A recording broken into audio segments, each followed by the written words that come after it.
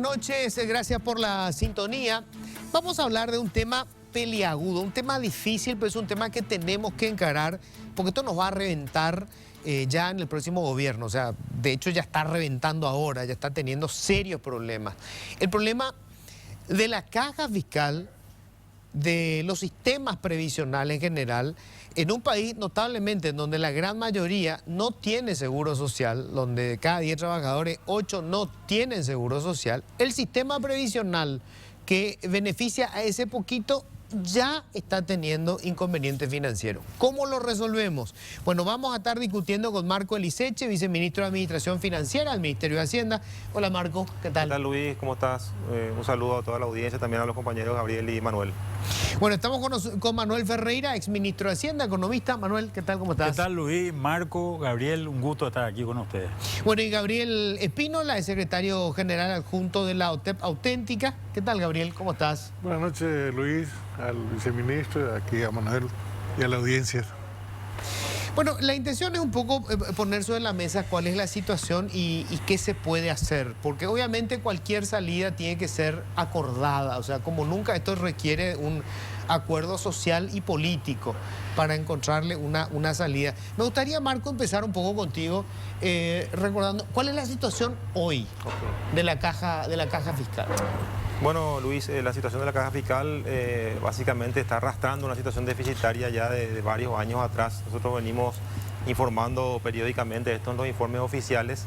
Vemos un deterioro, obviamente, en las finanzas de la caja. Como sabes, es muy complejo la caja en el sentido de que tiene diferentes subsectores dentro de su estructura. Básicamente hay un sector grande que es superavitario, que es el de los funcionarios civiles de la administración pública, que básicamente tiene todavía un colchón importante porque básicamente tiene más aportantes. Estamos hablando de, después vamos a hablar de algunos ratios, ¿verdad? Pero tiene más aportantes y eso le hace que sea hoy todavía superavitaria, que tenga una salud financiera más grande, mirando esa caja en particular. Pero vemos también dentro de la misma estructura el sector Magisterio Nacional, donde el déficit se ha aumentado mucho en los últimos años como consecuencia del aumento de los jubilados, ¿verdad? Como sabemos, el Magisterio Nacional tiene un régimen especial donde no hay un límite de edad, sí un límite de aporte. Eso hace que se jubilen más rápido y básicamente hoy tenemos, en la proporción que hablamos, solamente 2 docentes activos por cada jubilado, y eso hace obviamente que el sostenimiento de ese sector en particular sea muy complicado. Y recordemos que ahí se está cubriendo ese déficit con el superávit que tiene otro sector que hablamos recién, que es el superavitario. Y por otro lado tenemos las fuerzas públicas que tienen también un régimen especial, también se retiran, digamos que sin años de aporte, sin antigüedad, digamos sin años, sino que solamente los aportes es lo que se considera. Ellos se retiran, de hecho no se jubilan, automáticamente pasan a retiro. Entonces en este caso también otra variable ahí es que ellos se jubilan con el 100% de su último salario, y eso hace que ese sector también tenga un déficit importante. En el global, el déficit del año pasado fue de 170 millones de dólares. Las proyecciones para este año están en torno a los 220 millones de dólares de déficit global de la caja fiscal. Y si proyectamos eso hacia adelante sin hacer ningún cambio de las variables, vemos que para el 2027, la situación de la caja, en 2027 estaríamos entrando ya en una situación crítica, porque los recursos acumulados, los excedentes acumulados de la caja se estarían ya agotando. Y ahí es donde nos preguntamos qué vamos a hacer, ¿verdad? Cuáles son las variables que podemos barajar en ese momento, y la idea, justamente como bien decís, Luis, es consensuar entre todos los sectores, llegar a acuerdos para poder, si es posible, una reforma integral, definitiva, que sería lo ideal. Sabemos que eso es complicado, pero también nosotros de Hacienda planteamos tal vez dar 2 pasos, ¿verdad? Primero una modificación de contingencia, por llamarlo de alguna manera, o preliminar, digamos, con algunos ajustes que nos den un poco más de tiempo para justamente llegar a ese debate amplio de la reforma integral. En el 2027, según los cálculos actuariales sobre esta base, ¿de cuánto sería el déficit global? Y estamos hablando al 2029, porque son del año de la proyección, son 2.500 millones de dólares que sería el déficit acumulado a ese tiempo, ¿verdad? Acumulado, a lo largo del tiempo. Desde el 2021 hasta el 2029, si tomamos los déficits de 10 años, sería 2.500 millones. ¿Y por año más o menos cuánto? Y ahora vamos a cerrar en 220, pero esto va a ir creciendo, sí, a medida justamente sí, para tener una idea, en el 2029, sí, ¿cuánto del presupuesto se tendría que destinar a cubrir el agujero? Y 2.500 millones de dólares sería... Ese es en el año. Claro, porque las reservas se van a agotar. o sea, a partir de ahí vamos a empezar a usar solamente los aportes de los Sí, claro, jubilados, sí. y la diferencia va a tener que ser cubierta con impuestos, ¿verdad? O sea, la diferencia en el 2029 sería 2.500 Sí, millones así es. de dólares. Sí. Manuel, hace rato se viene advirtiendo, esto va a pasar, esto va a pasar, esto va a pasar, y finalmente está pasando, ¿verdad? ¿Hay algo que hacer, digamos, para paliar, para evitar, para postergar, o necesariamente hay que meterle ya mano a una reforma de fondo? Bueno, mira, yo creo que cualquier cosa que se haga va a implicar una reforma, ¿verdad? Porque hoy lo que se está haciendo, se está cumpliendo las leyes tal cual están, ¿verdad? Y estas leyes tal cual están te están llevando a un precipicio, ¿verdad?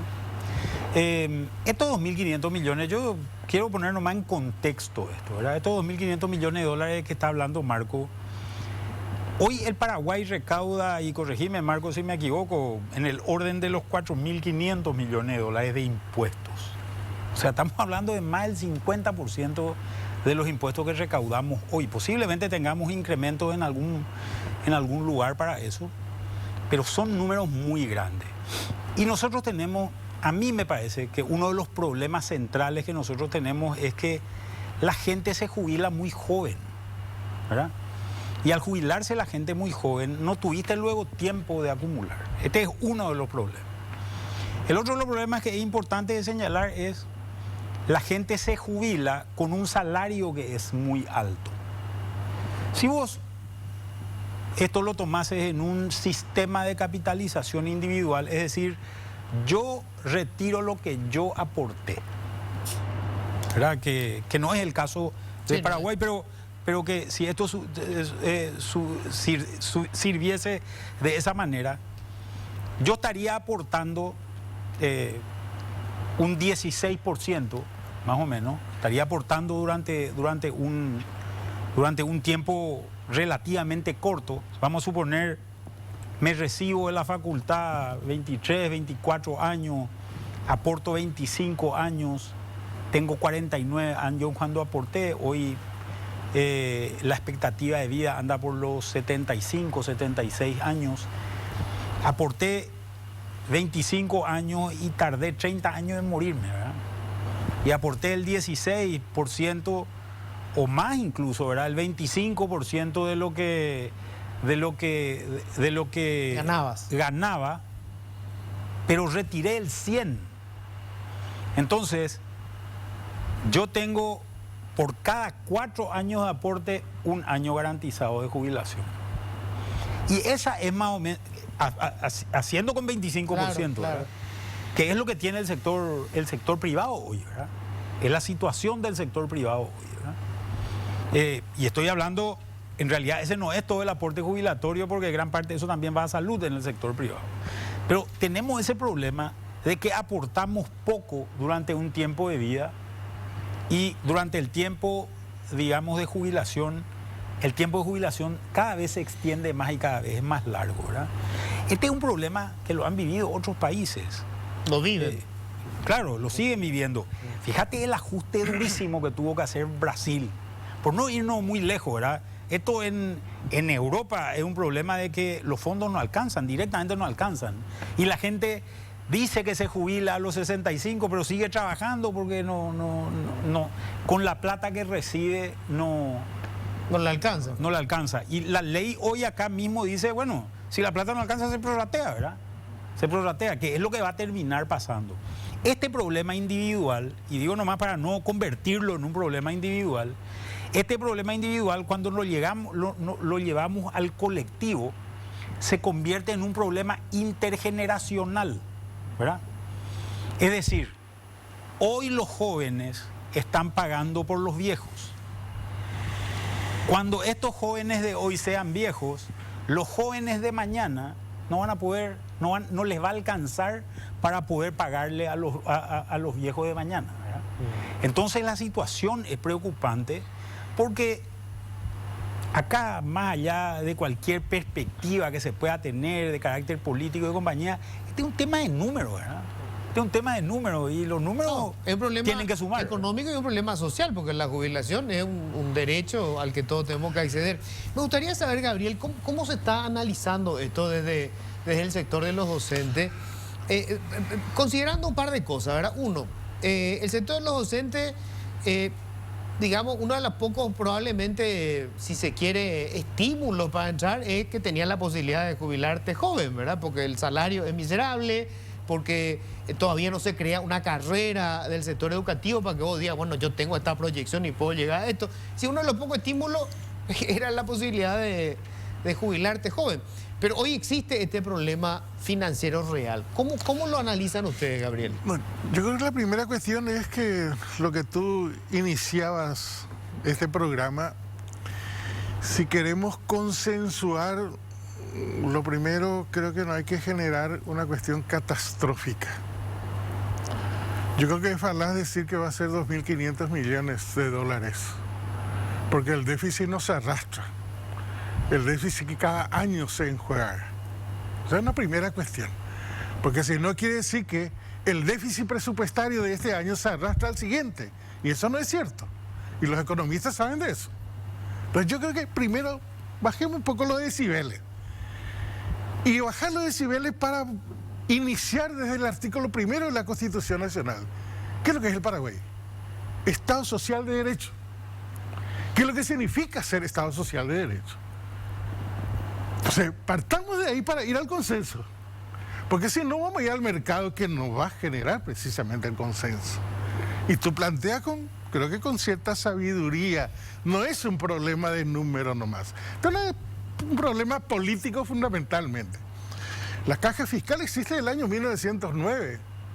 Cierta carrera en el magisterio existe desde el año 21, que se generaron 7 categorías de docentes.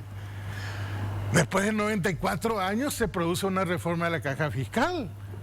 ¿Y qué pasó en esos 90 años? ¿Dónde estuvo la crisis? El IPS se crea en el año 43. Bueno, pero es lógico, Gabriel, no tenías casi jubilados. Los jubilados los tenés ahora, más vale. ¿Cómo que no? Y claro, los primeros años que creaste la caja no vas a tener jubilados. En los años 30 tenía ya jubilados. Ramón Indalecio Caroso se jubiló en el año 36. Sí, bueno, pero ¿cuántos jubilados tenía? El número era insignificante. Pero tampoco tenía la población. Y bueno, pero es lógico, pero ahora es un problema real porque la cantidad de jubilados que tenés. Ahora se ha creado como un problema real. Y los del Ministerio de Hacienda son en gran parte responsables de esto. ¿Cómo es que un estudio económico dice que a partir del 2015 se produce un descalce irrecuperable? ¿Qué pasó? Tendría que explicar qué pasó. O sea, ¿por qué se produjo ese descalce? No se produce porque al 2015 se aceleró un proceso de jubilación, que no lo hubo. Números normales. Si hoy tenés dos aportantes por cada jubilado, tu relación es esa. O sea, eso es real, no es un invento. Sí, es real. Y entonces eso financieramente no puede calzar jamás. Sí, se puede calzar. ¿Cómo? Si no se hubiese producido el despojo del año 2015, se hubiese podido calzar. Hubiese dado ciertos déficits probablemente. Espera un poco. A ver, primero quiero aclarar algo porque no, yo por eso te preguntaba, Marco. Cuando hablamos del 2029, 2.500 millones, ¿es lo acumulado o ese año el déficit va a ser 2.500? Es el déficit acumulado. Bueno, por eso yo te preguntaba, en el año, ¿cuánto supone el agujero? Mira, y 200 millones por año hoy va a ir creciendo. No tengo datos ahora de la proyección por año, pero ponerle que va creciendo 10, 15% por año el déficit, ¿verdad? Claro, esto es muy importante por lo siguiente. A ver, muchos países tienen un sistema previsional deficitario. Sí. Se paga con impuestos la diferencia. Claro. Por supuesto. Ahora, la cuestión es esta. Si toda la población o la mayoría de la población tiene ese seguro social, uno puede admitir el déficit. ¿Por qué? Porque, digamos, yo hoy con mis impuestos le estoy cubriendo al que ya se jubiló. Mañana cuando yo me jubile, el que está pagando impuestos me va a cubrir a mí. Claro. El problema es que hoy menos del 1% de la población se jubila. Y 8 de cada 10 no van a tener seguro social. Pero Entonces, no es admisible que una mayoría paguemos un subsidio para un sector hay un problema de modelo económico y social, Luis. Discutamos el modelo, eso estamos discutiendo. Perfecto. ¿Cuál es el principal problema? El ministro lo sabe, el viceministro lo sabe. La inequidad tributaria. ¿O no es el gran problema? Bueno, pues con eso no va a solucionar. ¿Cómo que no va? Porque no vas a usar más impuestos solamente para cubrir el déficit de la caja fiscal. Tener una cantidad de necesidades sociales, Gabriel. Por favor. O sea, la plata no vamos a recaudar más plata para cubrir el déficit de unos No estamos pocos. hablando de que la equidad tributaria tenga que ser para un solo renglón. No estamos pues tan, con desconocimiento. Pero el acá. agujero está en 200 millones. ¿Cuánto va a ser en el 2029? Pero 200 millones causados por quién? Y por el déficit que hay. Causados por policías y militares, que son los que se cubren Sí, con impuestos. Y bueno, ¿y qué hacemos con ellos? El Estado tendrá que asumir a ver, eso. Luis. ¿Quién? El Estado somos nosotros. ¿Cómo lo asume Chile? ¿Cómo lo asume? Impuesto al cobre. ¿Vamos a cobrar impuestos para pagarle a los militares y a los policías? A ver. Bueno, adelante. dejemos de que los militares tengan el privilegio que tienen hoy. Estoy totalmente en desacuerdo. Entonces, hay que sacarle el privilegio. Claro, pero no es lo que hay que ser equitativo. Por supuesto, O sea, no, si no tienen por qué tener ese privilegio si nosotros no tenemos. no tienen por qué tenerlo. Totalmente de acuerdo. Bueno, nosotros creemos que este tiene un proceso de recuperación. Es necesario que el despojo del año 2015 al 2021 se recupere esos fondos a la caja fiscal. Que deliberadamente Hacienda,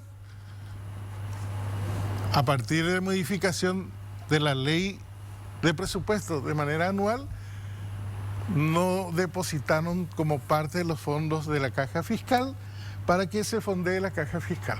Por ejemplo, ¿Y dónde fue esa plata? Un poco, espera, por 2015. ¿Dónde fue esa plata? No, a ver, si me permitís explicarlo, el punto de Gabriel, él se refiere a la ley del 1909 que establece que los cargos vacantes tienen que ser transferidos a la caja. No solo los cargos A partir del 2015 eso por ley de presupuesto se suspendió, quedó suspendido. Una ley de presupuesto que lo dijimos con Gabriel, nosotros administramos una ley vigente, puede ser que ellos tengan un criterio acerca de esa ley, pero es una ley vigente que estamos administrando. Durante 5 años estuvo vigente esa suspensión. Estamos haciendo los cálculos de cuánto dejó de ingresar ahí. Hoy es más o menos 200.000 millones por año.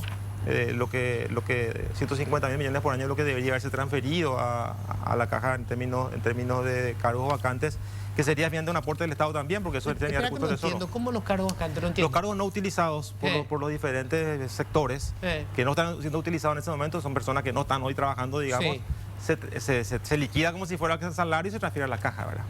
Pero los números que podemos encontrar ahí no van a solucionar este problema. Estamos hablando de 200.000 millones por año, 150.000 millones por año. Van a ayudar obviamente a que tenga un poco más de salud la caja, pero no va a ser la solución definitiva. Acá el problema que mencionaba Manuel es la transferencia intergeneracional. Y ese es el problema principal. Cuando una caja, un sistema de reparto que se sostiene por la cantidad de aportantes, pierden los aportantes, es imposible que se financie por sí solo. Ahí podemos discutir el aporte del Estado, que nosotros estamos de acuerdo en discutir, pero dentro de un contexto de previsibilidad que nos permita, dentro de una reforma integral, ver cuánto va a ser el aporte del Estado. Puede ser 9%, como plantea Arevalo, podría ser, pero tenemos que discutir cómo, de dónde van a salir esos recursos y cómo vamos a proyectar en el tiempo. Entonces, eso es lo que tenemos que discutir. No vamos a solucionar la caja si no solucionamos también la cuestión demográfica, que IPS le va a pasar también. Hoy IPS, para comparar con IPS, tiene 7 aportantes por cada jubilado. Tiene 30 años de salud financiera aproximadamente, pero dentro de 30 años también va a ser un problema para IPS porque el bono demográfico se va a agotar y ya no va a haber 7 por cada. Ese es un problema que no vamos a poder resolver, ¿verdad? Y como dice Gabriel, tenemos que discutir la cuestión tributaria también seguramente en algún momento, ¿verdad? Sí, claro. Pero ahora la situación de la caja la mecha está muy corta. Entonces tenemos que ver todas estas cuestiones, cómo poder meter dentro de una plano, digamos, de una planificación y poder proponer soluciones viables, ¿verdad? Manuel, a ver, si ese dinero que se llegaba se fondeaba, digamos, ¿iba a ser diferente el escenario? ¿Cómo se fondeaba? Y sí, los fondos que... Los cargos vacantes. Los cargos vacantes. No, los cargos vacantes serían más o menos unos 200 millones de dólares en ese plazo que estamos hablando. Y vos hoy ya tenés un déficit de 200 millones de dólares, ¿verdad? Con un acumulado que anda más o menos por los 400, ¿verdad? O sea, hoy no vas a poder cubrir con eso, ¿verdad? A mí lo que me parece, vuelvo a repetir cuál es el problema. El problema es que si vos aportás durante pocos años, y tardás mucho tiempo en morirte, hay que ser medio duro con esto, ¿verdad? Pero es la realidad, tardás mucho tiempo en morirte, te comes la cola, ¿verdad? Y esto se produce de una generación a otra. Este es un problema serio. Entonces, nosotros necesitamos levantar la edad jubilatoria. Este es un tema que para mí es clave. Y yo pienso nomás una cosa, ¿por qué hay gente que se puede jubilar a los 45 años en Paraguay? El caso de un maestro que se recibió de la facultad, empezó a enseñar, estuvo 20, 25 años enseñando y en ese momento se jubila cuando está en la flor de su edad para enseñar, ¿verdad? Cuando tuvo 20 años de aula, aprendió a enseñar, creo yo, porque uno aprende en el trabajo un montón de cosas, ¿verdad? Todo lo que vos sabés de periodismo seguramente no lo aprendiste solamente en la facultad, sino trabajando en tu profesión. Lo mismo ocurre con todas estas profesiones. Tenemos un problema con policías y militares. El problema con los policías y militares es que hay una ley, y la ley que dice que no puede haber un menos antiguo que el jefe. Sí. Entonces, cuando el comandante en jefe es de una remesa, todos los que son más antiguos que él pasan todos al retiro. Y eso automáticamente empiezan a cobrar el 100%. Y eso no podemos hacer tampoco, ¿verdad? Es un disparate, no sé a quién se le ocurrió esa locura. Pero es que así funciona. Entonces, ese es un problema serio. Aparte también. hay dos cosas, no solamente se van a retiro con el 100%, se le ajusta automáticamente sus haberes de acuerdo con lo que gana el militar en actividad. Sí. Que también es el otro No problema. existe en ningún lugar del planeta eso. No existe en ningún lugar. Imagínate vos, y ahora se está solicitando a través de una ley que eso pase también con los funcionarios civiles. O sea, si yo fui ministro de Hacienda hace 10 años y mi sueldo era 15 millones de guaraníes, y el sueldo ahora, yo me jubilo, yo no me jubilé, quiero aclarar más, pero no me jubilo ni no tengo jubilación en el Ministerio de Hacienda, pero Si estuviera jubilado. si yo estuviera jubilado y ahora es de 35 millones de guaraníes el sueldo Claro. del... Yo tendría que ganar automáticamente 35 millones, pero yo no aporté por eso. Yo no aporté por eso. El tema es que tenemos que aportar. Lo ideal es que no haya ningún aporte. Y voy a decir una cosa que me parece importante. En Paraguay solamente 20% de la población total tiene aportes. Solamente 20%. Somos el peor país en términos jubilatorios de América Latina. Creo que Bolivia no gana. Me parece, Bolivia es peor, quiero decir, ¿verdad? Sí. Que nosotros, pero no estoy tampoco tan seguro ya hoy, ¿verdad? Entonces, el problema que tenemos es, nosotros tenemos que incorporar mucho más gente a la jubilación. Este no es un problema de la caja fiscal nomás, este es un problema del sistema jubilatorio del Paraguay. Nosotros tenemos que tener una edad que sea razonable para que la gente, con el aporte que tiene hasta llegar a la edad jubilatoria, pueda vivir decentemente durante el tiempo que ya no pueda trabajar. no pueda más trabajar, ¿verdad? Porque si no, lo que va a pasar es no va a haber plata que va a aguantar. Un primer punto, subimos los impuestos. Los impuestos no son infinitos. No son infinitos. ¿Se pueden subir impuestos? Siempre se pueden subir impuestos, ¿verdad? Esa es una cuestión real. Siempre se pueden subir impuestos. Ahora, queremos decidir entre todos que los impuestos se van a usar para pagarle a un grupo de gente que va a ser privilegiado. Porque tenemos diferencias. Hoy, por ejemplo, ¿cómo se jubila un médico del sector privado y cómo se jubila un médico del sector público? Las jubilaciones son distintas. ¿Cómo se jubila un maestro en el sector privado y cómo se jubila un maestro en el sector público? Este aporta a IPS, este aporta a la caja fiscal, ¿verdad? Este tiene una jubilación más rápida que este. Y eso es lo que no se aguanta. Y creo que ahí yo coincido con lo que plantea Gabriel, de generar una equidad. Tenemos que generar una equidad y no podemos dividir esto por profesiones. Fíjate que este no es el primer arreglo que se hace.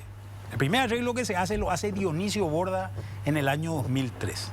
Cuando este problema ya era un problema complicado, ¿verdad? Y se dejó de pagar cuando son las jubilaciones. 13 leyes se pasan después de esa ley del 2003 que perforan la caja fiscal. Entonces, por ejemplo, enfermero, médico, psicólogo, dentista, Patrulla caminera, doctor. policía caminera, no me acuerdo más, pero son 13 leyes que van perforando y van haciéndole un agujero, agujeros a la caja fiscal y van generando este déficit. No es solamente el tema de policía y militares, no es solamente el tema de maestros. Hay un montón de perforaciones y para mí lo más equitativo es, vamos a decidir todos los paraguayos a qué edad nos vamos a jubilar. Yo si fuese maestro ya podría estar jubilado, ¿verdad? Yo la verdad es que no quiero estar jubilado. Vos ya te podrías estar jubilado, sí, ¿verdad? Entonces... Tengo parientes que ya se jubilaron. Tengo parientes que ya se jubilaron. Claro, yo también. Más bueno que yo. Y esa es una situación donde nosotros estamos perdiendo, y esto es lo que yo creo que tenemos que entender, estamos perdiendo un recurso productivo que está pasando a no trabajar cuando está en la flor de su edad para seguir aportando a la República. Claro, ahora esa es la cuestión, digamos, ya, digamos, el mal uso del recurso. Ahora, a mí me gustaría insistir, Gabriel, porque, a ver, hay una cuestión que para mí es muy importante. En los próximos años, yo creo que nosotros tenemos que conseguir atraer a la mejor gente a la docencia. De hecho, se van a jubilar un montón de maestros y maestras. Creo que el 40% va a entrar en edad de jubilarse en los 4 o 5 años. Y necesitamos traer toda una nueva generación de maestros y maestras. ¿Cuál es el estímulo? Hoy parece que es la jubilación, que a mí me parece que es un error, no debería ser ese. Yo no creo que sea ese el estímulo para quien va. En realidad hay bastante desmotivación. El Estado paraguayo adeuda 83 millones de dólares a los docentes en concepto de escalafón. Hoy, no ayer, no mañana, hoy. ¿Qué hacemos con eso? 83 millones de dólares que no aporta la caja fiscal, que debería aportar. Al año 2017 teníamos 83.000 cargos docentes. Hoy tenemos 76.000. La población no disminuyó. Esto tiene una consecuencia en la caja fiscal. ¿Cierto? El salario hace 5 años no es el de hoy. Puede que el aporte sea casi en el mismo nivel, digamos. Pero tiene un efecto. Y el efecto es que acompaña este déficit. Yo creo que sí se deben hacer algunas reformas al interno de la actual legislación. El prorrateo, los tiempos de aporte. ¿El prorrateo? ¿Vos crees que hay que prorratear Hoy se hace prorrateo por los 60 últimos meses, no es que el último... no, te refería a eso, claro. Yo pensé que te refería al pago de la jubilación a prorrata. Te van a matar, te van a salir acá afuera y te van a crucificar. No, porque esto también genera un perjuicio a la caja fiscal de cualquiera de los sectores que por 20, 25 años aportó por una categoría y en los últimos 5 años acumula. Que es lo mismo que pasa con el IPS también. Que es un problema serio. Sí, que ha tenido una demanda de los marítimos con respecto a eso, ¿verdad? Claro. Que acumularon en los últimos años siderales ingresos, supuestos ingresos en algunos casos, para poder retirar. Yo creo que la caja necesita reformar, sí necesita reformar. Primero hay que convertir la caja en caja. Ahora, te pregunto una cosa. Hoy no existe eso. Gabriel, ¿vos estarías de acuerdo? Ustedes analizan fusionar las cajas y que haya un solo sistema previsional con las mismas reglas para todos. O sea, ¿por qué tendría que ser una regla diferente para el militar, para el policía, para el maestro, para el funcionario del ministerio y para el trabajador del sector privado? ¿Por qué? No debería de existir, pero las condiciones también tienen que cambiar. O sea, nosotros no podemos estar en las condiciones en las que estamos hoy día. O sea, el docente tiene más ingresos acumulando más cargos. No puede ser eso. Eso no es un profesional. Pero por un trabajador del sector privado está más o menos igual. Pero no debe ser, pues. Bueno, ya sé. Pero o sea, vos estás queriendo calidad en educación. Totalmente, sí. O sea, y le vas a cargar con trabajo porque va a tener más ingresos y ese ingreso significa, bueno, es un profesional. No porque tenga ese ingreso. Ese ingreso lo tiene con una sobrecarga laboral. No, estamos de acuerdo, estamos de acuerdo. Pero es que tiene que ser parte de... Claro, pero ese otro... Sí, es un debate que forma parte. Por eso yo te decía el estímulo me parece que tiene que ser otro y no un sistema de jubilación distinto de los No, demás. desde luego. O sea, si yo hoy, si tuviera 20 años, estoy en el Instituto de Formación Docente y quiero ingresar al instituto, la atracción debe ser la carrera, no necesariamente la jubilación. La jubilación es un derecho en expectativa, puedo llegar, puedo no llegar. Pero ¿qué es lo que hace que yo tenga que ingresar a esta profesión? Y hoy no se tiene eso. O sea, ingreso a la profesión, tengo 5 años, no me pagan mi escalafón, voy a una beca, me especializo, vengo, paso al freezer. ¿Qué motivación es esa? Totalmente, absolutamente de acuerdo. Ahora, Entonces, no se puede mirar solamente un aspecto. Hoy están estos números, probablemente, yo le dije el día pasado al viceministro, una hoja tiene 2 caras. Los números que pasa el Ministerio de Hacienda es solamente una cara, no pasa la otra cara. Y deberíamos de sincerar esos números. ¿cuál es la otra cara? La otra cara es, sepamos cuánto es el despojo de todo este tipo. No es solamente los cargos vacantes, quizás sea el mayor monto el de los cargos vacantes. ¿Cuáles son los otros? Las Esas multas, 13 perforaciones son... las multas por llegada tardía, por ausencia, la suspensión sin goce de sueldo, el primer mes de aumento de sueldo. O sea, hay que ver todo eso y ver cuánto es el monto. Yo no creo que sea solamente 200 millones de dólares. Pero yo no creo que sea mucha plata eso, Gabriel. Vamos. 6 meses, el tiempo de tu amigo Peta, se jubilaron 3.000 docentes. Será amigo tuyo. No, a vos te quiere mucho. Porque Me ama. Hicimos un cálculo, 15 millones de dólares significó 6 meses. 6.000 cargos docentes. Y si acumulamos el resto, ¿cuánto hubiese sido? ¿Y hoy el déficit cuánto es del sector docente? Y está en torno a los 90 millones de dólares Por año. por año. Que va creciendo porque por el ritmo de jubilación. Claro. Por el ritmo de jubilación. Sí, Pero pero el ritmo de jubilación. te imaginas, este año el Ministerio de Hacienda congela 2.844 rubros. Congeló. Y están los docentes ahí. 33.000 horas cátedra. Sin ninguna legislación que le ampare, como tampoco le amparaba hacer esta legislación. ¿Cómo eso que congeló, Gabriel? No entiendo. Son los cargos vacantes, Luis. Los cargos vacantes. Sí, los cargos vacantes. Se utilizan para financiar el presupuesto también, ¿verdad? Empezaron a liberar, se descongela. ¿A qué temperatura se descongela el hielo? ¿A menor o a mayor temperatura? Sí. Cuando se calienta la campaña electoral empieza a descongelarse. Ahora empezaron a descongelarse los... No, a ver, Luis, quiero explicar brevemente eso. Tampoco me extraña. No, el año pasado, después de la pandemia que se suspendió el aumento salarial para los docentes, ¿se acuerdan? El año pasado se retomó el acuerdo que tenemos con los docentes, ¿verdad? Y se pactó, ¿verdad? En el acuerdo un 11% el año pasado y un 5% este año. Obviamente la situación que nos encontramos... No se pactó, ustedes decidieron. Parte de eso fue al Congreso, Gabriel, y le finalmente una ley, ¿verdad? Parte de ese aumento se financian con los cargos vacantes. A ver, cargos vacantes estamos hablando otra vez de fuente 10. Son recursos del Tesoro, o sea, son recursos de impuestos que salen de no es un dinero que está bajo ya de una... Claro. O sea, lo que se hace se deja de gastar. Claro, entonces lo que dice Gabriel, y bueno, es técnicamente así, en vez de ir a la caja, eso se usó para financiar el aumento docente, entre otros gastos del sector magisterio, porque son cargos vacantes del sector magisterio, ¿verdad? Entonces, finalmente esa discusión, Luis, si sean cargos vacantes o sea impuestos, es aporte del Estado, de todos los paraguayos, que tiene que ir para financiar el déficit de la caja fiscal. Por eso digo que el debate tiene que ir más allá.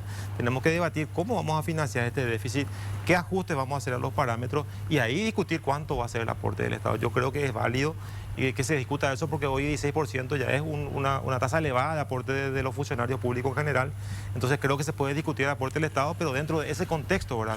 Si no cerramos los parámetros, no ajustamos los parámetros, eso va a ser un barril sin fondo. Lo que pasa es que hay una fíjate, cuestión Luis, económica que no deja de ser al importante. docente se le descuenta 21,5%. Y ahora plantean 20%, así iría a 25,5%. ¿Por qué 21? 16% a la jubilación, 5,5% al IPS para atención médica. Entonces, ¿qué? 75% va a tener embargado, pero 25% va a tener embargado el docente. Bueno, pero que no se jubilen antes de los 50 años, Gabriel. No se jubilan antes de los 50. Sí se jubilan. Se jubilaban. Yo tengo familiares ahora se jubilados jubilaron. antes de los 50 Sí, años. se jubilaron. No, ahí Tienen también, hijos y por cada hijo se les quisiera cuenta aclarar los los 2 años. Al 2003 todavía. todavía. Sí. Quisiera nomás aclarar, Luis, que no hay ni una propuesta legal de lo que dice Gabriel. Sí hay un informe técnico, nosotros planteamos varias alternativas justamente para el debate, ¿verdad? Dentro de eso se plantea que los sectores deficitarios aporten más porque son hoy los que justamente tienen ese problema, pero obviamente eso también discutimos ahí el aporte del Estado, o sea, y no hay proyecto de ley, nosotros no enviamos nada, solamente un informe que enviamos al Congreso a pedido de las comisiones donde planteamos esta situación y alternativas que se podían plantear. Tampoco va a ser esa la solución, Luis, repito, y quiero ser No, de puntilloso hecho, en yo eso. honestamente te digo, no creo que sea viable. No, O por sea, supuesto. socialmente inviable ahora. Por supuesto. Por eso decía que acá el problema principal. Te van a tomar las escuelas, eso es real. Es la cuestión demográfica. Esa es el caracudo del problema, ¿verdad? Y eso no se soluciona, porque ya no van a ingresar más docentes. Hoy se necesita 4 docentes por cada pasillo para que sea sostenible la caja con estos parámetros. Eso no va a pasar. Y tampoco en las fuerzas públicas. Entonces, ¿cómo hacemos ahora? Pregunto, Manuel, no se puede, o sea, a ver, el problema del sistema previsional es un problema a nivel mundial. Por eso que vos estás diciendo, o sea, la expectativa de vida creció. Cuando se habló de IPS en la década del 50, la expectativa de vida era de 60 años. Hoy es de 75 en Paraguay, seguramente va a llegar a 80 años. Entonces, la gente vive mucho más tiempo. Matemáticamente no cierra, eso sabemos, no cierra. O sea, vos aportás aunque entre a los 20 años, vos aportaste hasta los 60 y en 5 años se fue. 8 años. En 8 años se fue todo lo que vos aportaste. 8 años. Aunque vos invirtieras y no hay una tasa de retorno fabulosa para las inversiones, no existen. Entonces, evidentemente, tenemos que tomar una decisión política de con impuestos le vamos a subsidiar a los que ya se jubilaron, una parte. Pero para que eso, repito, sea justo, todos tenemos que tener el mismo servicio. Eso ocurre hoy. Entonces pregunto, Manuel, ¿no es posible pensar en poner una raya y decir, ok, hasta acá van todas estas cajas? La gente que ya está y que está aportando ahora no se le cambia las reglas de juego. Con ellos ya nos vamos hasta el final, hasta No que se se muera. les puede luego cambiar. Claro, hasta que se muera el último. Así mismo. Pero a partir del año tal, todo el que ingrese va a entrar a un mismo sistema previsional y va con la misma regla de Espera. juego. Añembo abogado, Taina. Eh. ¿Verdad? Vos tenés 2 tipos de derecho en esto. El derecho en expectativa, que es un derecho que vos todavía no tenés, que es lo que se refería. La jubilación es un derecho en expectativa. O sea, a vos cuando entras a trabajar en un lugar te dicen te vas a jubilar dentro de tantos años bajo tales condiciones. Y después está el derecho Adquirido. El derecho adquirido. El derecho adquirido es intocable. Si vos tocás el derecho adquirido con una ley, esa ley va a ser inconstitucional, vas a perder toda la demanda en la corte, nadie te va a dar eso. Entonces, al que ya está jubilado bajo un régimen determinado que se va a ir. Es más, el que ya empezó a aportar bajo un régimen. No, ese Pero todavía tiene derecho en expectativa. Ah, Ese todavía tiene ahí derecho en entiendo. expectativa porque ok. todavía. Entonces, vos a ese le podés cambiar. Además, a esa gente se le cambió muchas veces. Sí, se le cambió. Para mejor y para peor. Más que para mejor que para peor, Sí. ¿verdad? En general. Entonces, Para algunos. tenés para que tomar hacia atrás y decir, perfecto, yo tengo una cohorte, un grupo de personas determinada que tiene en promedio tales edades, tiene en promedio tantos años para jubilarse y tiene en promedio tantos aportes, ¿verdad? Lo más fácil y que no debería para nada ser conflictivo es subir la edad. Te voy a decir cómo es el caso, así de sencillo. Sí, yo también me imagino el quilombo cuando vos digas esto, ¿verdad? Pero sí, en términos, digamos, Bueno, matemáticos. ¿sabes qué es lo que más pasa? sencillo. ¿Sabes qué es lo que pasa? Sí. Que esta gente que está aportando, si no se hace algo, no va a cobrar un mango. No, yo estoy de acuerdo, es cierto. Así nomás es. La gente tiene que saber, no vas a cobrar un mango. O va a cobrar por rata, como le pasó a alguna Va a vez los cobrar por jubilados rata, va a bancarios. cobrar menos. Hoy vos no tu plata no es para vos. Tu plata es para el que está jubilado hoy. Así es la situación hoy. Entonces, el número es más o menos así. Vos aportás 160 por cada 1000, ¿verdad? 160 por cada 1000 y lo aportás durante 25 años, ¿verdad? Sumás todo eso, multiplicás, ponerle que te recibiste de la facultad a los 22, aportás 25 años, a los 47 te jubilas. Ese número da 48.000 partir de ahí cobras 100 y te morí a los 72, o sea, 25 años viví cobrando 1.000 en teoría. ¿Sabes cuánto esa plata es? 300.000. Vos aportaste 48.000 y cobrar 300.000. Ese es el número, a pesar de todas estas cosas que podemos estar de acuerdo en muchas de las cosas que dice Gabriel, no va a cerrar nunca si no subimos la edad jubilatoria. No va a cerrar nunca.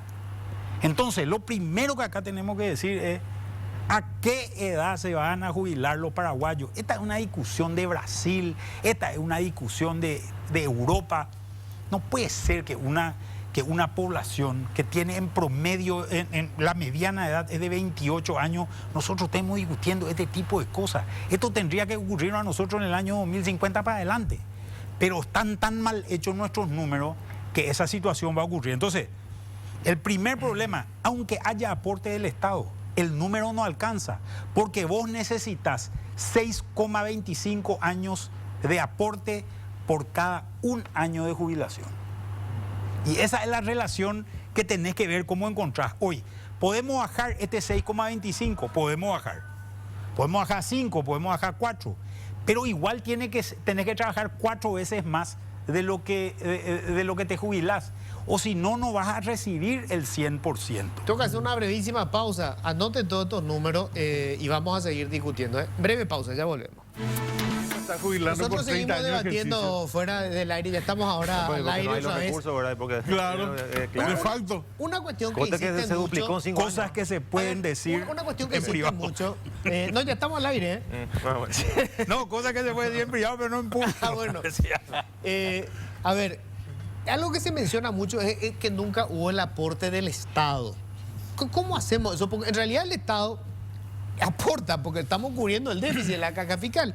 Y el Estado, en realidad, somos los contribuyentes. No hay un ente, una entelequia. Luis, Estamos poniendo nuestros hacer impuestos. una aclaración. El Estado aporta para policía y militar.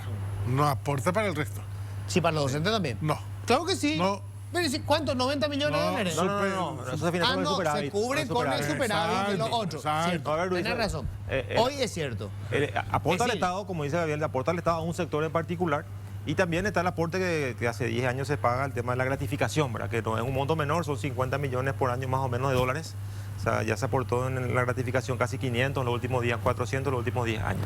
Pero bueno, a lo que vamos es que ese aporte se debería distribuir en todos los sectores. Yo creo que lo que tenemos que discutir es si va a haber aporte del Estado, debería haber en todos los sectores, no solo en un sector, ¿verdad? Creo que ese tiene que ser parte de la reforma, de la discusión, de cómo distribuir de manera equitativa, así como podemos hablar de la edad, que también se debería uniformar, o por lo menos encontrar equilibrio dentro de las edades, también que el aporte del Estado sea uniforme, ¿verdad? Pero en un contexto, repito, de que eso sea financieramente sostenible, si no, ese aporte del Estado nunca va a acabar, o sea, no que no va a acabar, sino que no va a tener tope. Y lo que decíamos, esto va a ir creciendo a un ritmo acelerado, casi 2.500 millones en 10 años, ¿verdad? Es muchísimo. Y si hablamos de 30 años, el déficit actuarial es 14%, 28% del PIB, ¿verdad? 30 años. Obviamente, cuando vos decís 30 años, ya nadie quiere saber ese número, ¿verdad? Pero es 28% del PIB, el déficit que tenía la caja fiscal. Con estos números, la caja a 30 años, ¿verdad? Claro, ¿y cómo que esto- sí, yo quiero entender, pues no lo entiendo. ¿Por qué los economistas en estos casos, los dos inclusive lo plantean, de que hay un déficit acumulado si ese déficit no tiene arrastre para el siguiente presupuesto? ¿Por qué se habla de acumulado? No, a ver, los déficits anuales se van sumando nomás, Gabriel. O sea, Sí, pero es una- solamente para una referencia estadística. Claro, o sea, a ver. No es para una cuestión, hay que recaudar eso, hay que recuperar eso, porque si no estamos generando ante la opinión pública también un sentido para dónde tiene que ir. No, claro. A ver, la pregunta de Luis, yo creo que tenés razón en en el eso, ¿no? 2000, ahora tengo los datos, en el 2028 lo que se va a cubrir son 431 millones de dólares. Ok, ahí está. Y ese es en el número. 2029 sería 820 millones de dólares. Ahí sí ya hablamos Ese de es que el se va a número. tener que cubrir con O impuestos. sea, ese año 820 millones Claro, de porque dólares hoy ya es con 200, impuestos. hoy ya es 200. O sea, fíjate que hoy ya es 200, o sea, 100, Pero fíjate cómo sube en un año. ¿verdad? Y para el 2028 En un ya año es- se duplica. Ya es 431, ¿verdad? Y en el 2029, 829. O sea, lo peor es que eso va a seguir creciendo. Claro, porque se van a jubilar más pronto las personas y va a disminuir la cantidad aportante. Eso va a ir creciendo demográficamente, al ritmo de la... Claro, por eso yo decía, si no se fusionan las cajas, hay un problema insoluble. El número de docentes no va a crecer de manera exponencial.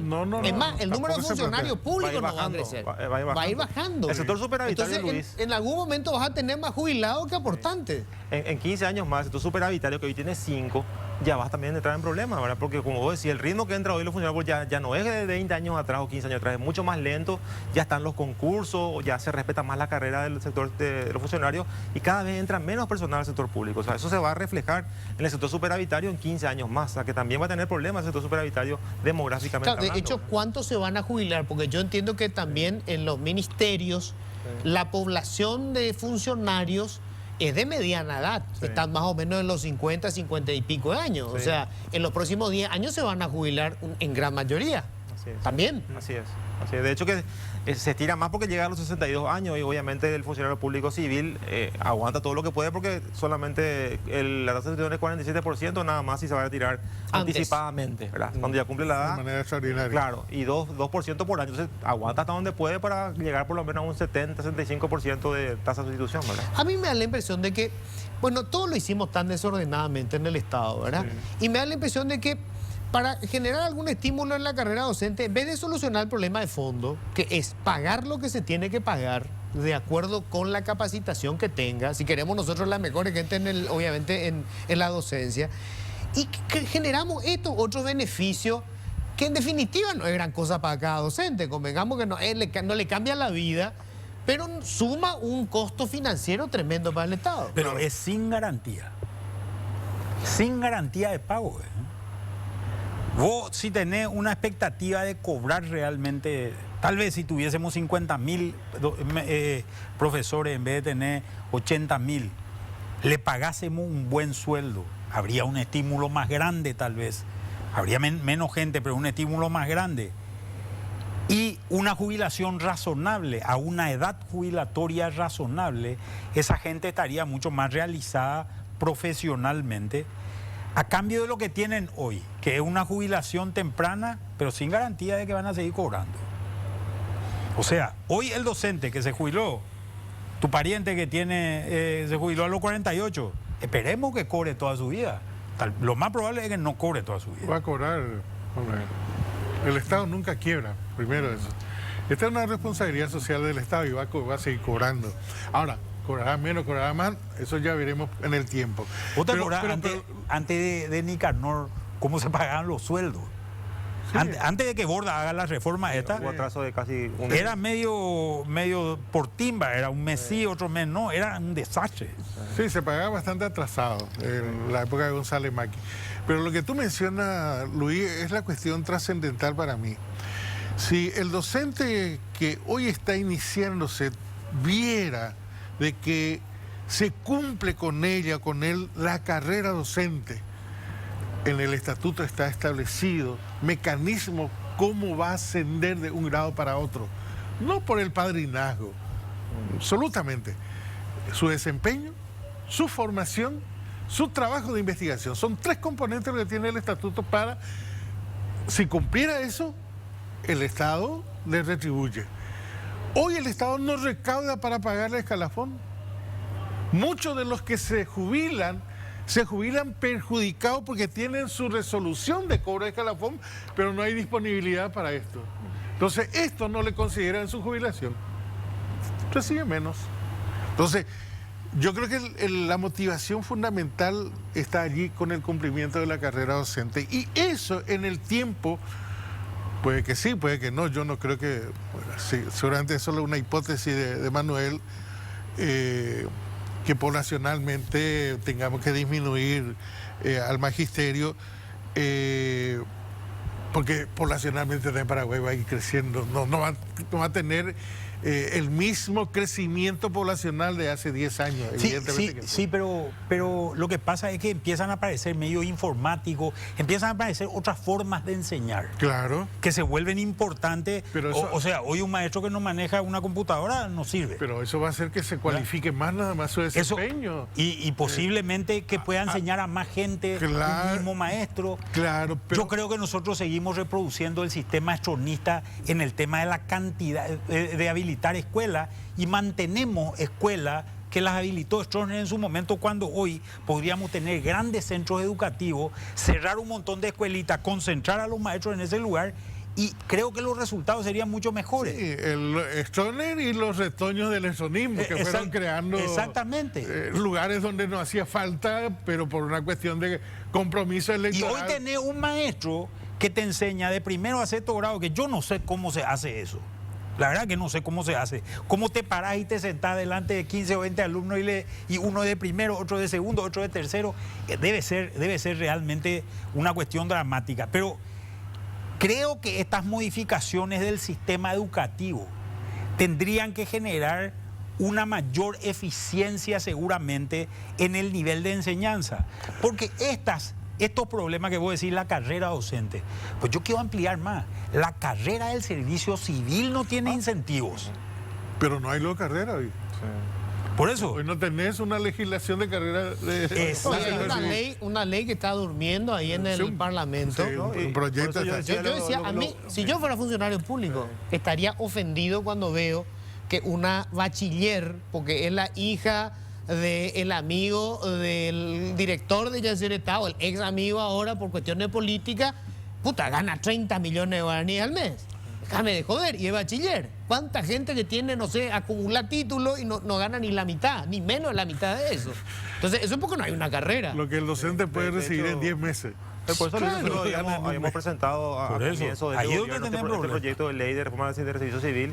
Lastimosamente eso no aprendió, digamos, dentro del Congreso. Ahora estamos revisando nuevamente, haciendo algunos ajustes y volver a enviar ese proyecto, porque ahí básicamente se sientan las bases para la carrera civil. Obviamente ahí no están los docentes que tienen su carrera propia, que como decía Gabriel, me parece que es muy válido, que puede ser el incentivo para que ellos permanezcan más de años de aporte, que tengan realmente una previsibilidad dentro de su carrera, que le dé también un soporte económico más importante. Y en los funcionarios civiles también, ¿verdad? Hoy en Hacienda, por ejemplo, hace 15 años se aplica la carrera, a partir de inicio de ahora en adelante, se hacen los concursos para los directores, para los jefes de departamento, hay una previsibilidad en la carrera, eso le da tranquilidad a los funcionarios, eso tiene que replicar en todos los ministerios, es lo que se propone en la ley del servicio civil. No hablamos de quitar beneficios, porque eso es lo que le asusta a los funcionarios, que se va a quitar beneficios. No hablamos de quitar beneficios, es una ley de punto final. O sea, hasta aquí, como decía Manuel, hasta aquí corremos con las reglas que están, y los nuevos funcionarios que van a venir ya se van a regir por las nuevas reglas de la carrera, donde va a ser previsible todos los ascensos, las promociones, las capacitaciones que son requeridas para cada cargo.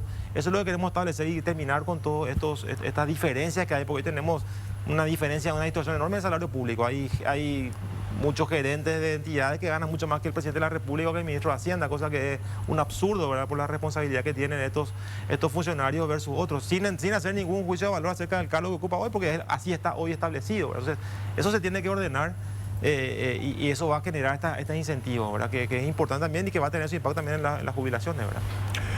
Creo que hay que recuperar la caja. Creo que es necesario que la caja funcione como tal. Necesita por eso su reforma. No puede ser solo una dependencia del Ministerio de Hacienda, que muchas veces sirve a medio de caja chica, utilizando estos fondos que están depositados ahí en el Banco Central. No sabemos en todo caso con qué criterio luego la utilización de esos recursos. Y nosotros somos de que es necesario, ya está planteado por ciertamente de parte de un parlamentario, un aporte del Estado. Es necesario que se tenga de parte de ciertos renglones como bebidas alcohólicas, bebidas azucaradas o el tabaco, un aporte impositivo que haga sustentable y sostenible la caja, y que los recursos financieros de la caja puedan ser invertidos en obras como vivienda, obras públicas, garantizado por el Estado, por lo tanto se garantiza la devolución de eso. Somos partidarios de que el reparto solidario tiene que sostenerse, y para el efecto hay que volver a reverdecer lo que significa el Estado Social de Derecho, Luis. No, yo estoy de acuerdo, yo no creo en el modelo de capitalismo individual, porque creo que si aplicáramos eso hay un sector enorme de la población que se va a quedar sin jubilación, sencillamente, porque lo que vayan a aportar no va a cubrir jamás una jubilación. ¿Sabe qué es lo que yo creo, Luis, en este tema? Que creo que es importante. Nosotros tenemos que garantizar una jubilación a la mayor cantidad de paraguayos posible. Hoy tenemos... Tener que formalizar la economía, ¿no? Exactamente. Hoy tenemos una dependencia en el Ministerio de Hacienda que se llama la dependencia de Economía Social, que se dedica básicamente a lo que se llama el programa de adultos mayores.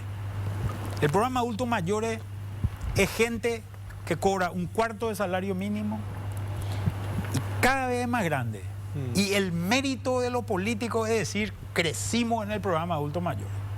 Yo me acuerdo que cuando era ministro, viene y me entrevista en una entrevista de prensa, vienen unos periodistas y me dicen, ¿qué quiere usted que pase con el programa de adultos mayores? Y quiero que desaparezca, dije. Porque si ese programa desaparece, es porque no necesita más la gente. El objetivo final de este programa tiene que ser que desaparezca. Porque hay la suficiente cantidad de gente que ha aportado durante su vida útil y ese aporte durante su vida útil le ha sido posible. Hoy, por ejemplo, vos solamente tenés obligación de aporte en el caso de un personal en relación de dependencia. Yo soy un profesional independiente, no tengo ninguna obligación de aporte. ¿Cómo yo me hago mi jubilación? Y yo agarro mi plata y hago lo que puedo con esa plata, trato de que algo me sobre y eso que me sobra lo trato de invertir. Si hice bien las cosas, me voy a morir tranquilo. Hasta le puedo dejar algo a mis hijos. Si hice mal las cosas, me voy a tener que ir al programa de adultos mayores. Vos no tenés garantías de que la gente haga bien las cosas por sí misma. Tenés que generar esa garantía y eso te genera una externalidad positiva. ¿Cuál es la externalidad positiva? El ahorro. El ahorro gigantesco que lo podés usar para invertir en la economía. Hoy nosotros tenemos un problema serio. El IPS, que es un gran ahorrante, o el principal generador de ahorro en la República, invierte en CDA de corto plazo, que financian el consumo. O sea, el trabajo de los trabajadores, el aporte de los trabajadores no genera más trabajo, genera más consumo. Tenemos que generar un programa donde esa plata se invierta a largo plazo. Lo mismo con la caja fiscal. Yo fui el primer ministro que en el presupuesto 2013 puse que 600 mil millones de guaraníes en aquel momento se use para invertir en la caja fiscal. Yo no fui el que invertí, el ministro que vino después que yo fue el que invirtió. Y me acuerdo cuando quiso invertir tuvo unas protestas tremendas porque la gente no quería que se invierta ese dinero. Es increíble. El dinero de los trabajadores, el trabajador prefiere que duerma ahí, ¿verdad? No que genere recursos que le van a beneficiar a él mismo. Y yo creo que acá lo que nosotros tenemos que garantizar, porque esto es lo que puede garantizar el Estado paraguayo, es una jubilación que le permita a un trabajador tener una vida digna en su vejez. ¿Qué significa eso? Eso significa, no sé cuánto, 2 salarios mínimos, 2 salarios mínimos y medio. Hasta ahí tenemos que llegar, Luis. Arriba de eso, yo creo que tiene que existir un sistema de capitalización individual. Uruguay funciona como te estoy diciendo. Un Estado social de Derecho funciona como te estoy diciendo. Te garantiza la jubilación, vamos a poner un número, hasta 5 millones de guaraníes. 5 millones de guaraníes. Si vos ganás más de 5 millones de guaraníes, vos tenés la opción de irte a una capitalización individual. Yo te garantizo 5 nomás, no te garantizo 10. No te garantizo 15. Sí, tiene un sistema si vos combinado. querés tener 10, 15, 20, andate a otro lado. Andate a un banco o a quien sea, la AFJP o como sea que se llame. Pero esa AFJP no puede invertir la plata fuera de Paraguay. No, pero ¿de dónde sacan los recursos para garantizar esa jubilación mínima? Porque un sistema de reparto, un sistema solidario. Bueno, por eso, porque es un hoy sistema mixto, ¿verdad? Tenés un sistema mixto de solidario. El sistema de reparto el que te permite cubrir eso. Pero y por eso tenés un sistema de reparto hasta un cierto monto y más de un cierto monto vos tenés la libertad de irte pero yo no te garantizo. Hoy IPS te garantiza todo. En realidad te garantiza hasta 25 millones de guaraníes, que es lo que salió en esta cuestión de los marinos y compañía. En fin, que hay una decisión de la Corte, toda una historia.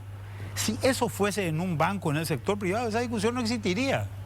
No existiría. Porque el tipo hubiese aportado el valor que tenía que aportar y la plata se invertía, y si se invirtió mal te jodiste, hermano querido. Pero ahí hay un tema realmente, Marco, que los fondos jubilatorios que son el principal ahorro que tiene el país. No se puede invertir en las áreas que son de renta segura. Por ejemplo, se duplicó la ruta 2. Se le concedió a una empresa privada que tiene por 30 años la concesión de la ruta. Sí o sí va a generar renta, porque vos no podés llevar la ruta a ningún lado, nadie se puede robar la ruta, ¿verdad? Entonces... No crea, no sabemos. Mejor no tiremos ideas. Sí, pero digo, ¿por qué no podía, por ejemplo, IPS financiar y cobrar, poner el puesto de peaje y garantizar vos la utilidad? Y es lo que decía Manuel, hay una resistencia, no sé si es de confianza, que obviamente es también un tema de discusión de los jubilados y inclusive de los funcionarios, de que se toque la plata que están depositada en los bancos, tanto en IPS como en la Caja Fiscal. En la Caja Fiscal, como decía Manuel, en el 2013 recién así tímidamente se estableció en el presupuesto de invertir en los fondos en los bonos de la AFD, solamente ahí. Después gradualmente fuimos abriendo, hoy hay 800 millones dentro de la Caja Fiscal, en el Banco Central, de los cuales la mitad está depositado en bonos de la AFD y también en algunos bancos en CDA, que es lo que nos permite la ley de presupuesto. O sea, habría que analizar y reformar, y justamente en la ley que habíamos presentado, que tampoco corrió de la Superintendencia de Pensiones, ahí se establecía un abanico de posibilidades de inversión, donde sí se podía, obviamente bajo criterios técnicos y financieros, hacer esas inversiones que vos mencionás, en emprendimientos empresariales, en acciones, en bonos. Claro. Repito, todo el capital que se multiplica sin invertir. Siempre respetando la garantía, obviamente la máxima garantía posible y la responsabilidad de esa inversión. Y eso, creo que es lo que tenemos que discutir, porque hoy de nada sirve 400 millones que están ahí anclados en el banco a 0% de interés, ¿verdad? Ahora necesitamos no ahí renta. Una cuestión que le quería... Pero sí. en estos últimos 7 años se han invertido 700 millones de dólares y eso ha generado 100 millones de dólares de renta en la Caja Fiscal. Ahí hay una cuestión clave que le quería preguntar a Gabriel, ¿verdad? Que tiene que ver con la gobernanza. Vos decías recién, tiene que dejar de ser Hacienda, tiene que haber una caja fiscal, es decir, tiene que haber una institución. Ahora, ¿quién administra eso? Porque en el IPS es todo un debate, porque los miembros del Consejo son todos nombrados básicamente por el Poder Ejecutivo. Otra vez. Sí, por eso. No, yo no sé quién va a administrar. O sea, primero nosotros queremos que se exista esa garantía. No queremos la plata parada en una caja, no. Claro. Lo que tiene que existir es una fiscalización estricta. O sea, no importa que siga siendo una entidad, no sé, subsidiaria, complementaria, anexa a la de Hacienda, manejada inclusive, administrada por el propio Ministerio de Hacienda, pero con una fiscalización estricta de aquello, pues si no se te como dijo hace rato Manuel, se te dispara con la incorporación de ciertos sectores o de varios sectores y hace que se vaya perforando esa caja, ¿verdad? Lo mismo puede ocurrir. Nosotros queremos ser coadyuvantes en ese sentido en la fiscalización, porque hemos accedido en esta última lista de jubilados, por ejemplo, aparece un docente narcotraficante y está jubilado. En la ultranza. No, la operación Espada. ¿Y cómo eso? No tenía trabajo y tuvo que traficar. Pero esa es la prueba de que no era suficiente su jubilación, pobre. No, pero ¿cómo superó tener antecedente judicial? Claro. Porque te requiere para jubilarte. No, pues yo no sé si sabían ya que era narco. Probablemente después, ¿verdad? Pero bueno, habría que investigar el caso. Hace 4 años que está en la cárcel de San Pedro. Ah, bueno, esa es otra historia. No, esas normativas hay que modificar, evidentemente. Esto nos pasaron esos datos, nosotros tampoco sabíamos. Ahí pasamos también los datos, no sé, creo que están hablando con una fiscalía, a ver qué se hace con eso.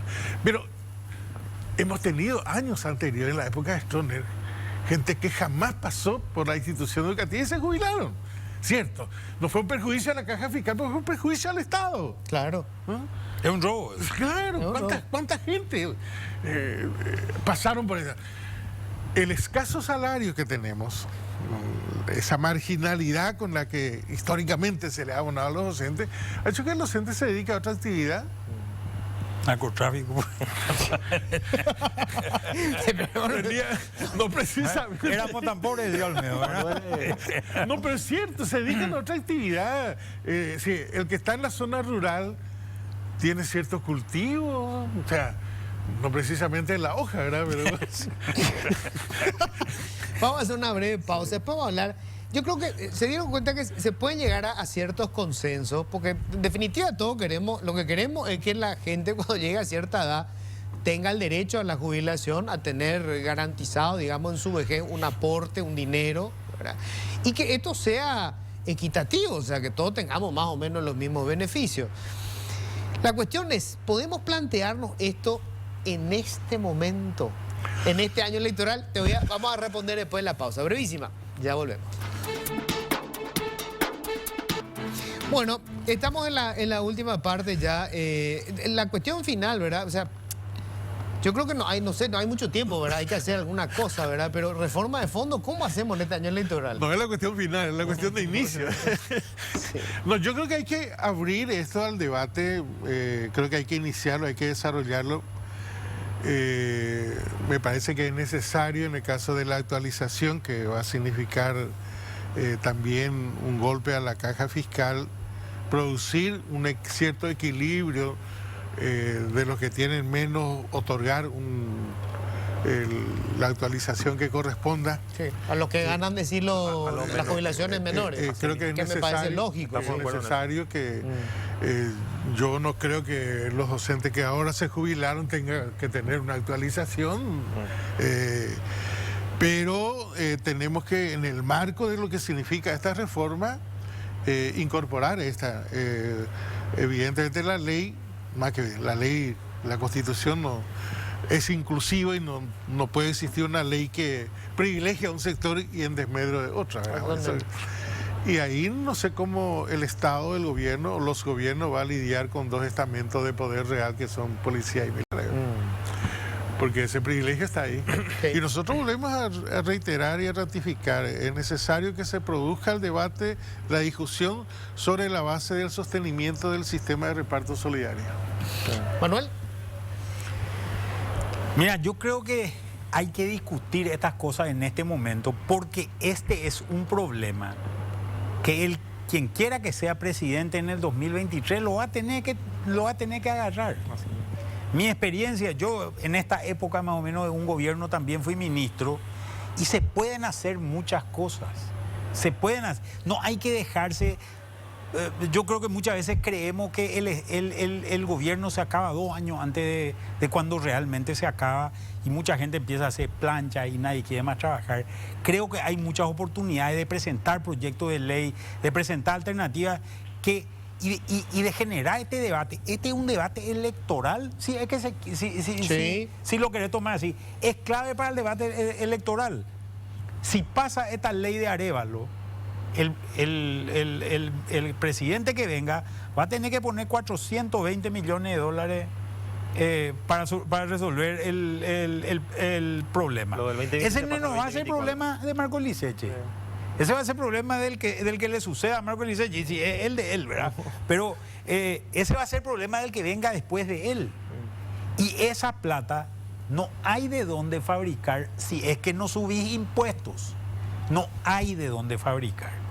Vamos a tener que subir impuestos para pagar esos 420 millones que le benefician a 16.000, 20.000 personas, ponerle. Como mucho. Este es un problema complejo y es un tema para discutirlo ahora y creo que es un tema que lo tienen que enfrentar los candidatos a presidente.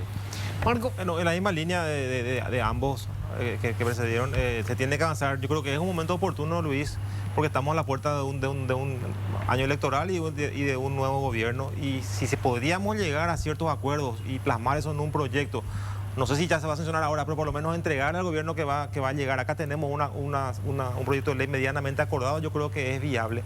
Lo hicimos con la reforma tributaria que se empezó a debatir con el gobierno anterior y terminó con el gobierno entrante y fue una mesa amplia con todos los... En la reforma tributaria, vos sabés que es difícil, Luis, no sale fácilmente. Creo que esto es más difícil con la reforma tributaria porque hablamos de temas muy sensibles como es la jubilación, pero creo que es un momento que se instaló el tema. Tenemos que debatir ahora esta ley de Arévalo, a ver cómo sale esto.